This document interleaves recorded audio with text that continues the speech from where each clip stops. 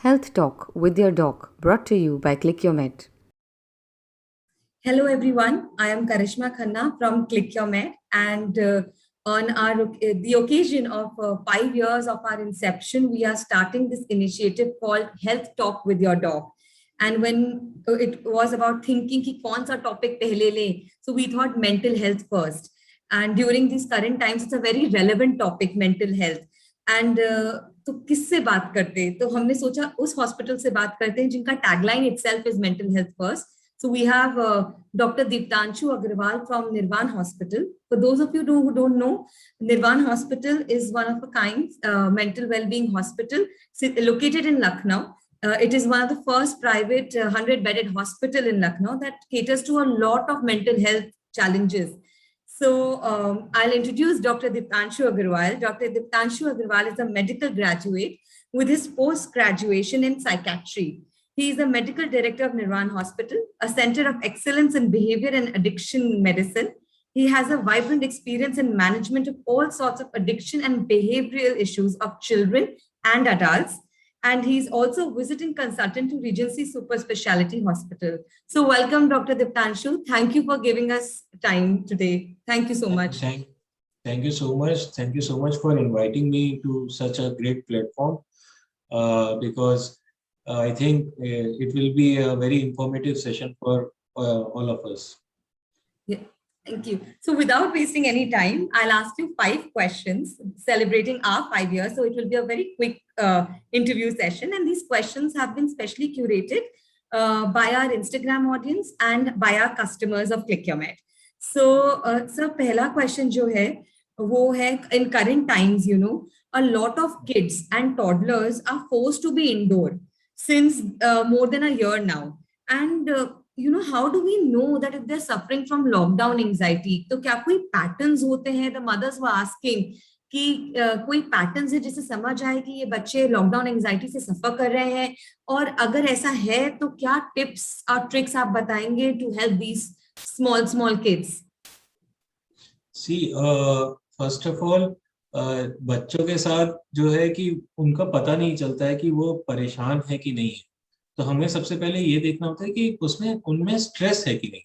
Stress and anxiety बच्चे इस तरह शो करते हैं जैसे दांत मीसना, they just grind their teeth in their sleep, and also they might be restless, they might have restless leg, बच्चे पैर बहुत चलाते हैं जब सोते हैं, या सोने में दिक्कत करते हैं, या फिर वो काफी ज्यादा रो रहे होते हैं, या फिर काफी ज्यादा इरिटेटेड रहने लगते हैं कि हर चीज को तोड़ना फेंकना ये सब चीजें कर रहे होते हैं।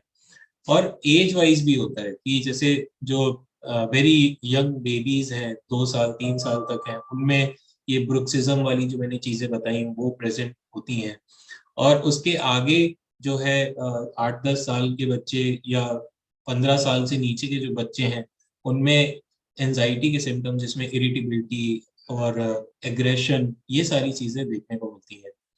अच्छा, इसमें जो दूसरा सवाल आपका था कि इस चीज को कैसे ठीक करें, तो पहला तो ये है कि जब भी इस तरह के अगर आपको लगता है कि कुछ बिहेवियरल चेंज बच्चों में आ रहा है, जो वो पता चल जाता है पेरेंट्स को, तो उस तुरंत उस मतलब बच्चे के साथ आप टाइम स्पेंड करना बढ़ा दीजिए।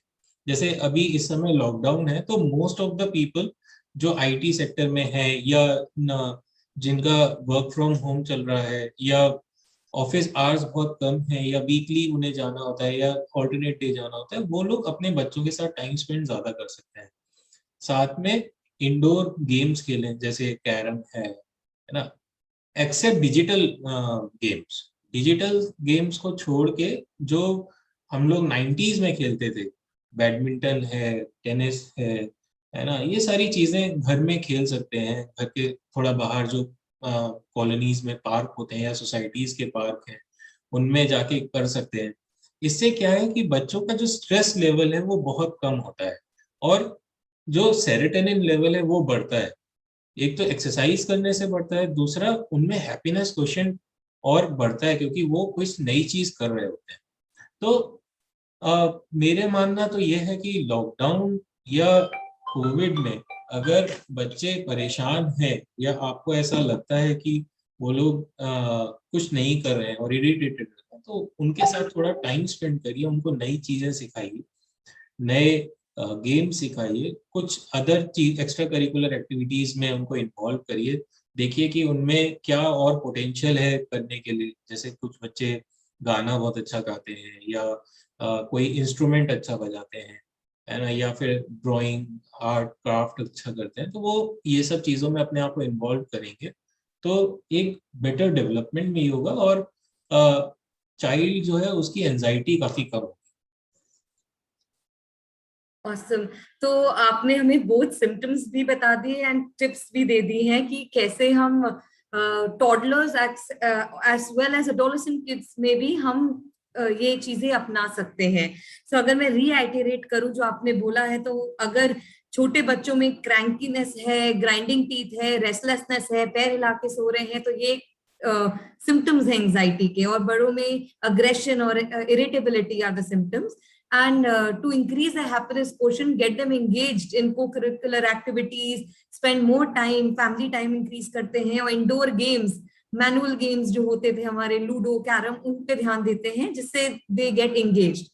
So this is thank you for such a wonderful answer, and I'll move on to my next question. So one of our customer asked this, that with a lot of health and financial crisis shooting up in our lives, और हमारे आसपास लोगों के life में भी बहुत challenges आ रहे हैं, so sometimes I fail to be happy even if I'm having a good time. So is this something that I need to be concerned about?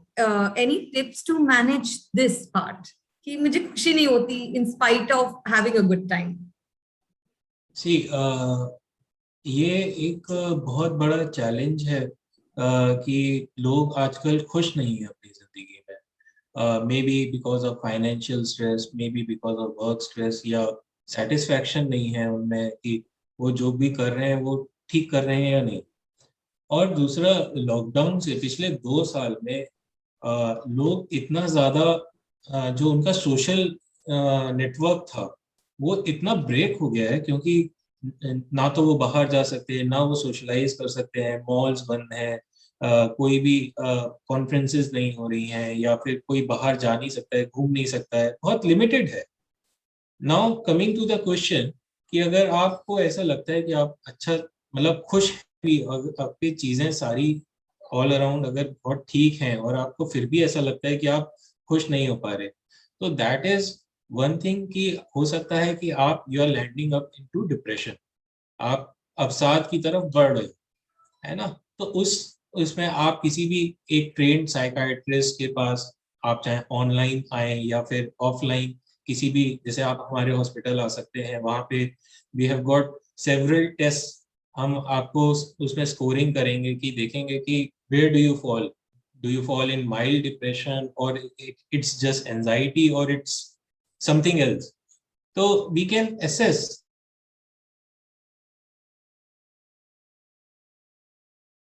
कि हम लोग 21वीं सदी में रहते हैं, ठीक है। यहाँ पे लोग अगर कुछ भी हो जाता है ना, I give my services on Practo 2, तो मेरे पास कई बार ऐसे लोगों के क्वेश्चन आते हैं कि सर मैं वहां गया था और मुझे अच्छा नहीं लगा, तो क्या ये डिप्रेशन है? लोग पूछते हैं, और इसमें शर्माने की बात नहीं है, क्योंकि कई बार ऐसा होता है कि हम कुछ चीजें निग्लेक्ट कर देते हैं और बाद में वो हमारे लिए परेशानी बन जाती है। तो अगर इस तरह के लक्षण आ रहे हैं जिसमें उदास रहना, किसी काम में मन ना लगना, लोगों से मिलना जुलना अच्छा ना लगना, या फिर आप कहीं जाते हैं वहां पे आपको अच्छा नहीं लगता है, खाने का स्वाद ना आना, या खूब खाना, या वजन कम हो जाना, या वजन बहुत ज्यादा बढ़ा लेना, ये सारे जो सिम्टम्स हैं, these are symptoms for depression, है ना। इन सिम्टम्स को कभी नजरअंदाज नहीं करना चाहिए। आप एक कंसल्टेशन अवॉइड करने के चक्कर में आप अपने लिए जिंदगी भर की मुसीबत ले सकते हैं, क्योंकि अगर आप डिप्रेशन धीरे धीरे बढ़ता गया तो then it can turn into other stages of severity, जिसमें आपको फियर आ सकता है कि ये सब जो हो रहा है मेरे साथ, ये कोई करा रहा है, या ये जो मैं खाना खा रहा हूँ अब सब लोग चाहते हैं कि मैं मर जाऊं, तो इसमें किसी ने कुछ मिला रखा है, इस तरह की वो सिवियरिटी बढ़ सकती है इलनेस। तो यस, जो भी फाइनेंशियल अगर क्राइसिस होती है या फिर हेल्थ इश्यूज होते हैं, तो उसमें हमेशा एक साइकेट्रिस्ट की या एक मेंटल हेल्थ प्रोफेशनल की आप हेल्प ले सकते हैं, because he can tell you ways कि उसको कैसे ठीक करना है। सेकेंडली, अगर आपको थोड़ा सेटल ऐसा लग रहा है कि मुझे अच्छा नहीं लग रहा है या उदासी आ रही है, तो what you can do is you can start two things. First is meditation and other is yoga. इन दोनों चीजों से, ये आज से नहीं हजारों सालों से चला आ रहा है, ये दोनों चीजें फ्री ऑफ कॉस्ट मिलती हैं और आप घर बैठे कर सकते हैं, और इनसे आपका जो मेंटल पीस है वो बहुत ज्यादा बढ़ती है। चाहे दवा से उतनी ना आए, लेकिन एक योगा करने से आपके ब्रेन में इतनी सारी चीजें स्टिमुलेट होती हैं, इतने सारे एक्शन स्टिमुलेट होते हैं कि आपको एक मेंटल पीस मिलती है और बॉडी भी एक्टिव रहती है। तो ये दोनों चीज आप घर बैठे कर सकते हैं। Thank you so much. तो आई थिंक इसका टेक अवे था कि टिप्स एंड ट्रिक्स में तो मेडिटेशन एंड योगा है, but this is something which should not be ignored and a professional advice should be taken regarding the same. तो perfect sir, इसका जो मेरा थर्ड क्वेश्चन है वो भी थोड़ा रिलेटेड है। तो somebody asked कि what is the difference between prolonged sadness and depression? So if you can, मतलब टेक्निकली नहीं, थोड़ा लेमन टर्म्स में अगर आप हमें समझा, हमारे ऑडियंस को समझा पाए कि क्या डिफरेंस है इसमें। देखिए, प्रोलॉन्ग सैडनेस इज कि मुझे कुछ चीजें जो है, मतलब मेरा मन खराब है, वो खराब कंटिन्यूअसली है, मुझे किसी चीज में अच्छा नहीं लग रहा है तो वो अच्छा नहीं लग रहा है, फिर मैं कुछ भी कर लूं लेकिन वो अच्छा नहीं लगेगा, मैं हमेशा उदास ही रहूंगा। जैसे उस चीज को कहते हैं डिस्थाइमिया। ओवर द इयर्स वो चलता आ रहा है, एक छोटी छोटी सटल चीजें हैं जिसमें कोई काम में मन ना लगना, है ना, कहीं किसी से बात करने में इच्छा ना होना, अकेले रहना, लेकिन अकेले में भी ठीक ठाक अपना डेली रूटीन वो कर रहे हैं, जैसे अपनी पर्सनल हाइजीन मेंटेन कर रहे हैं, है ना, खाना पीना मेंटेन कर रहे हैं, स्लीप उनकी ठीक आ रही है, बट मन खराब। तो that is prolong sadness. Depression is कि जिसमें किसी भी काम में मन ना लगना, कोई बात अच्छी ना लगना, उदासी रहना, ठीक है, फिर उसके बाद नींद में कमी या नींद बहुत ज्यादा आना, जो मैंने आपको पहले बताया। तो ये, या फिर होता है कि मतलब अब ऐसा लगने लगा है कि अब सब कुछ खत्म हो चुका है, अब कुछ ठीक होगा ही नहीं, अब मैं खराब हो चुका हूँ, मैं किसी लायक ही नहीं बचा, सेल्फ कॉन्फिडेंस एकदम खत्म हो जाना, ऐसा लगना कि जैसे दुनिया खत्म हो चुकी है, अब कुछ नहीं हो सकता। इस तरह की जब सोच, नकारात्मक सोच बहुत ज्यादा बढ़ जाती है, तब उसे कहते हैं depression. Otherwise prolonged sadness is also a milder variety of depression, but it is not amounting to depression. तो सर एक काउंटर क्वेश्चन इसी पे पूछना था कि क्या दोनों को ही मेडिकल अटेंशन की जरूरत है, या it is only when you feel that? दोनों को ही मेडिकल अटेंशन की जरूरत है, बिकॉज क्यों, आप जब आपके पास मेडिकल फैसिलिटीज हैं, you have got good mental health professionals around in the city, है ना, ऐसा नहीं है कि किसी भी सिटी में नहीं है, आप हर सिटी में जाइए तो आपको कोई ना कोई साइकेट्रिस्ट मिलेगा। In Lucknow you have got 70 to 100 psychiatrist. In our hospital you will get all facilities, you just come to here and you'll be getting a consult within 10 to 15 minutes. You don't have to wait also. तो अगर ये सारी facilities आपके आसपास हैं, तो आप क्यों नहीं उसको इस्तेमाल करते हैं? एक दवा, अगर एक गोली हम, जैसे डिप्रेशन कह रहा हूँ, अगर हम बीपी के लिए गोली खा सकते हैं, हम थायराइड के लिए गोली खा सकते हैं, हम डायबिटीज के लिए गोली खा सकते हैं, तो एक डिप्रेशन के लिए भी खा लेते हैं। कम से कम खुश तो रहेंगे, अपनी जिंदगी की जो क्वालिटी है, क्वालिटी ऑफ लाइफ इंप्रूव कर सकते हैं। तो मेरा मानना यह है कि कुछ भी, अगर आपको 1% भी सैडनेस लगती है, तो definitely you can seek help from a mental health professional और a psychiatrist, and he can tell you ways, और he can prescribe you some medicines which will help you out in curbing these symptoms. So in fact, it's my fourth question was related to this only, and there was this question that came ki I'm apprehensive about visiting a psychiatrist what if someone gets to know, you know, अगर मैं एक de addiction centre जैसे आपका है या एक mental health care centre जो आपका है वहां जाती हूँ, लोग मुझे देख लेते हैं तो क्या सोचेंगे, या you know somebody sees me walking into a psychiatrist cabin or gets to know what medicines I'm taking. So एक टैबू है इस टोटल टॉपिक के against. So people were asking क्या कोई ऐसा तरीका है कि घर पे विदाउट मेडिकेशन ही ये सॉल्व हो जाए?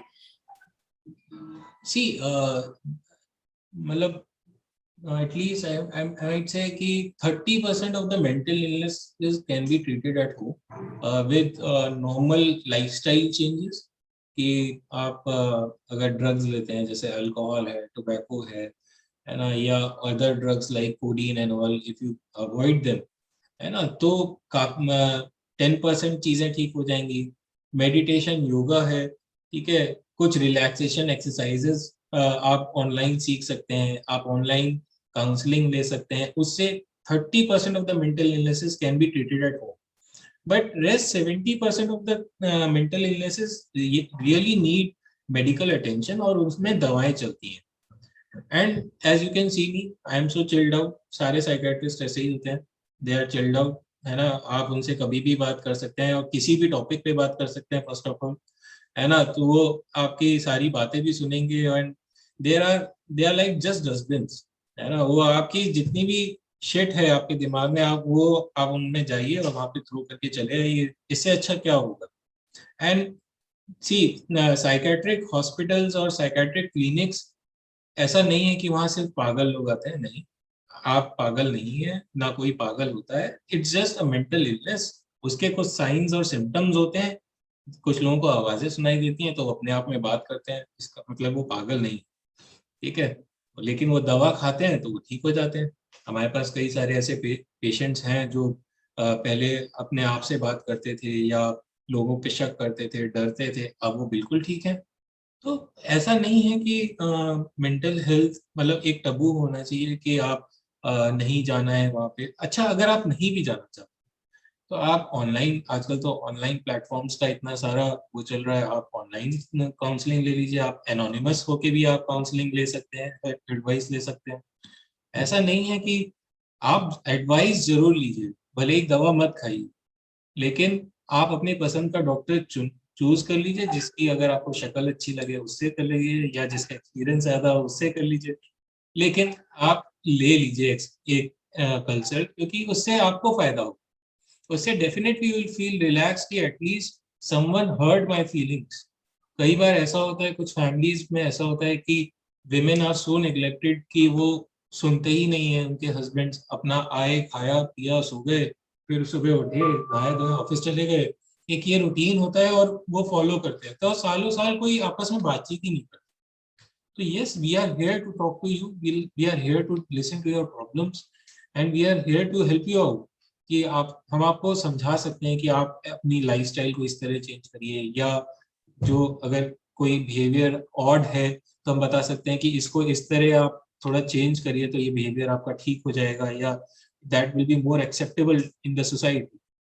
तो इस चीज को बहुत पॉजिटिवली लेना चाहिए मेंटल हेल्थ को. और बाकी डॉक्टर्स और हम मतलब बाकी जो मैं कहना चाह रहा हूँ, जो मेंटल हेल्थ प्रोफेशनल्स होते हैं वो और लोगों की तरह ही इंसान होते हैं, उनसे डरना नहीं चाहिए. Thank you. इनफैक्ट आपने इतने प्यार से ये समझाया, मुझे नहीं लगता कोई एप्रीहेंशन होनी चाहिए आपको फोन करके आपसे बात करने में. तो डॉक्टर दत्तांशु, मेरा आखिरी क्वेश्चन होगा. The last question we had was, a lot of old people above the age of 75 are scared of stepping out of their houses, resulting in various health issues, mental health issues. So what do you have to say about that? See, above the age of 75, मेरा मानना ये है कि जो as का जो mental सोच का जो ग्राफ होता है वो बच्चों और बूढ़ों का एक जैसा होता है. तो अगर 75 साल से ऊपर का कोई है तो उसके साथ वैसे ही ट्रीट करना चाहिए जैसे आपके बच्चे, क्योंकि कभी उन्होंने आपको पकड़ के चलना सिखाया था, अब आपको उनको पकड़ के जीना सिखाना पड़ेगा, उनके साथ रहना पड़ेगा, उनके साथ टाइम स्पेंड करना पड़ेगा. क्योंकि बूढ़े लोग बहुत सेंसिटिव हो जाते हैं बच्चों की तरह, है ना. उनको छोटी छोटी बातें पसंद आ जाती हैं और छोटी छोटी बातों को दुखी हो जाते हैं. और ये एक ऐसी एज होती है जब आदमी मतलब सिर्फ दुआएं ही देता है, ब्लेसिंग्स ही देता है। तो आप उनके लिए जितना करें उतना अच्छा है। वैसे मैं मानता हूँ कि अगर आप जैसे एक उनका रूटीन सेट कर दें कि सुबह थोड़ी देर धूप में बैठना है, फिर उसके बाद थोड़ा एक्सरसाइज वगैरह करना है, चाहे आप ऑनलाइन यूट्यूब वगैरह पे आजकल बहुत सारे एंथुसियास्ट आते हैं जो क्या कहते हैं आपको एक्सरसाइजेस तरह तरह की सिखा देते हैं कि किस एज में कौन सी बेटर रहती है for to maintain just to maintain the body flexibility, है ना। वो आप कर सकते हैं सुबह सुबह। देन फिर आप डाइट उनका थोड़ा सा इम्प्रूव कर सकते हैं कि हाई प्रोटीन डाइट आप उनको दें, है ना। थोड़ा सा लो कार्ब डाइट्स रखें ताकि उनकी जो मसल्स हैं वो लैग ना करें और स्ट्रॉन्ग रहें। फिर मेंटल हेल्थ के लिए उनके साथ थोड़ी देर उनको न्यूज़ चैनल या कोई भक्ति वाले आस्था चैनल टाइप्स वो देख सकते हैं, उनके साथ बैठ के थोड़ी देर थोड़ी बातें उनसे शेयर करें कि आप अपनी ही बात उनको बताइए कि आज ऐसा हुआ मेरे साथ, मैंने ये कहा तो फिर ये हुआ। तो उनका भी मन लगेगा, उनको लगेगा कि बच्चे मेरे हमसे बात कर रहे हैं, हमको अपना समझ रहे हैं, हमसे दूर नहीं जा रहे हैं। बस इतना ही करना होता है, चाहे वो लॉकडाउन हो चाहे लॉकडाउन ना हो, चाहे वो बाहर जा पाए या ना जा पाए। अगर घर में उनको प्रॉपर अटेंशन और प्रॉपर टाइम मिलेगा तो वो डेफिनेटली हेल्दी रहेंगे। और जब तक आप मेंटली स्ट्रांग हैं, आप मेंटली साउंड हैं, जब तक आपके मन में कोई निराशा नहीं है, तब तक आपकी हेल्थ भी अच्छी रहती है। Thank you doctor Diptanshu. I think in 5 questions में आपने हर एज ग्रुप को कवर कर दिया है। So thank you for giving us time today on the occasion of our 5-year anniversary. And congratulations, Click Your Med for your 5-year success. Thank you so much. And anyone who wants to further get connected with Dr. Diptanshu or Nirvan Hospital can reach out to us and we will direct you to them. So thank you, Dr. Diptanshu. Thank you so much. Thank you. Okay, thank you.